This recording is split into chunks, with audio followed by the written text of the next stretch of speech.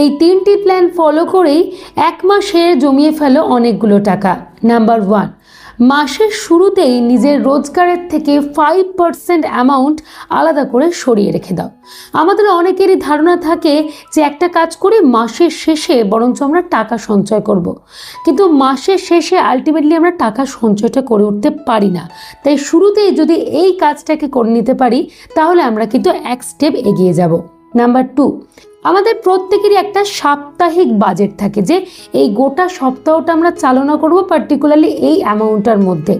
অনেক ক্ষেত্রে দেখতে পাওয়া যায় হয়তো তার থেকে অনেক কম টাকায় আমাদের সপ্তাহটা চলে গেল, কিন্তু আমরা সবসময় মনে করি না আমার জন্য তো এই অ্যামাউন্টটাই ধার্য করা রয়েছে, তাহলে একটা কাজ করি বরঞ্চ পুরোটাকেই শেষ করে দিই।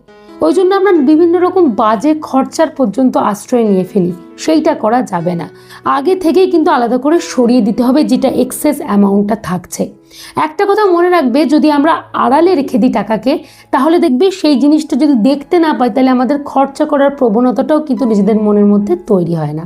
নাম্বার 3, আমাদেরকে প্রত্যেকটা সেকেন্ডের জন্য বা প্রত্যেকটা মুহূর্তের জন্য রেগুলারলি একটা পার্টিকুলার অ্যামাউন্ট করে সঞ্চয় করতে হবে। সেই অ্যামাউন্টটা যদি 10 টাকা হয় তো তাই কোনো ব্যাপার নেই। প্রত্যেক দিন যদি আমরা 10 টাকা করেও সঞ্চয় করতে পারি তাহলে দেখা যাবে একটা মাস শেষে আমরা কিন্তু 300 টাকা ইজিলি জমিয়ে নিতে পারছি।